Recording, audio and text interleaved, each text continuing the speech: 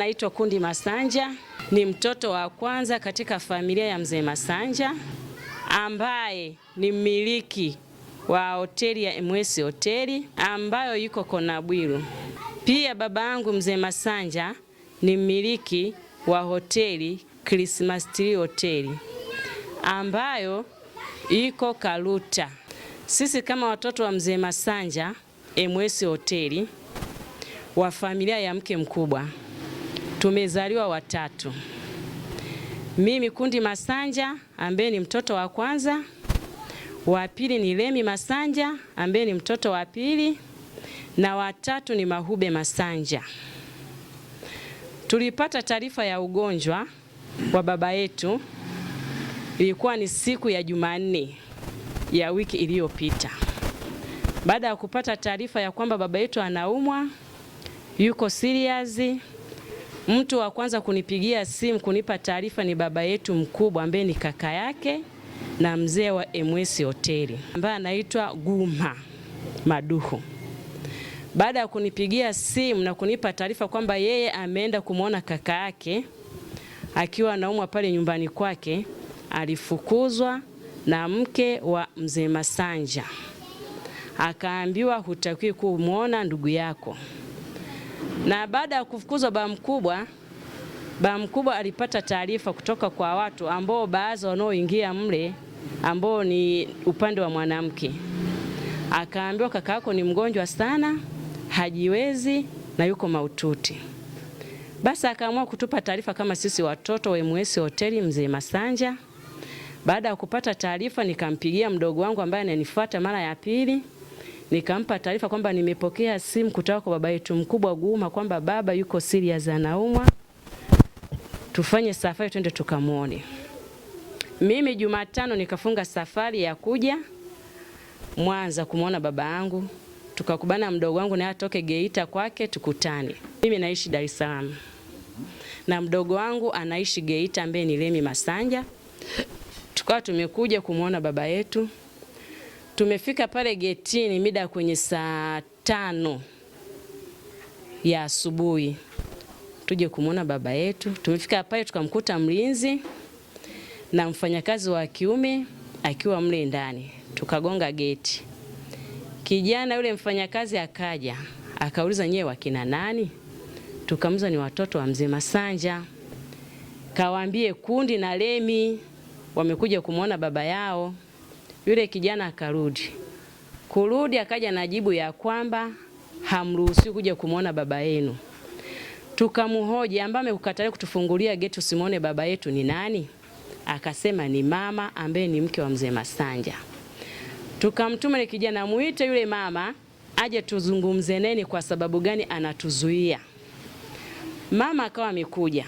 Na sisi kwa kujiongeza tukaona tumrekodi mama yetu leo na kesho aweze kutusaidia kwa sababu amekataa kutuingiza ndani ya geti kumuona baba yetu. Na kweli mama akaja. Alipofika akasema sitaki mje muone baba yenu, mtakuja kumalizia. Tukamhoji tutakuja kumalizia baba yetu kwa sababu gani? Nimeshasema sitaki. Tena nimeshawaona mnanirekodi. Ndio nimeshasema sitaki kuja kuingia ndani kumuona baba yenu.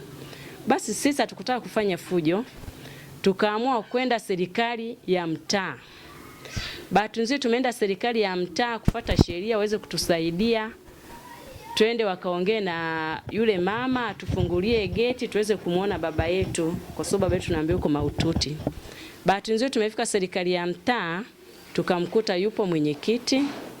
Mwenyekiti tukamuelezea na mwenyekiti naye wa serikali ya mtaa kadhibitisha kwamba mzee yuko hoi, hajiwezi, yuko mahututi.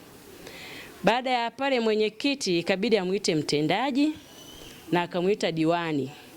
Tukaja tukakaa nao kwenye ofisi ya diwani. Tukiwa na mtendaji na mwenyekiti na diwani.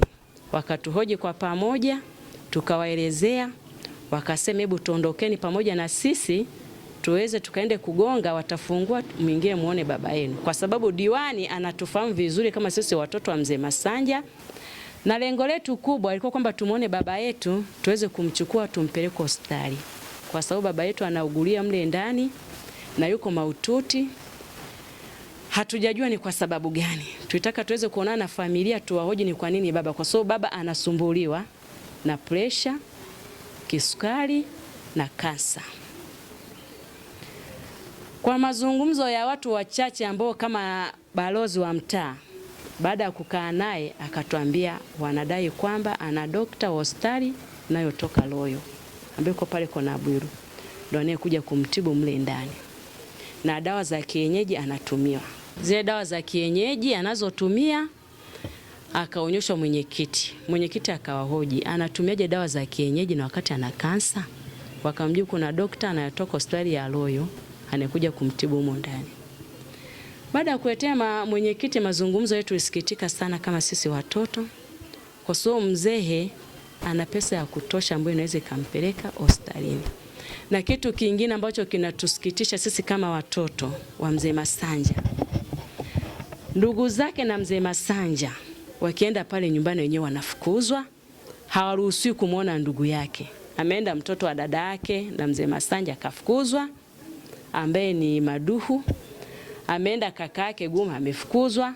Wameenda watoto wa mdogo wake wapo Magu na wenyewe wamefukuzwa. Tunashindwa kwani kwa sababu gani? Na mwenyekiti na mtendaji baada ya kuingia mle wakaenda kumchukua rekodi.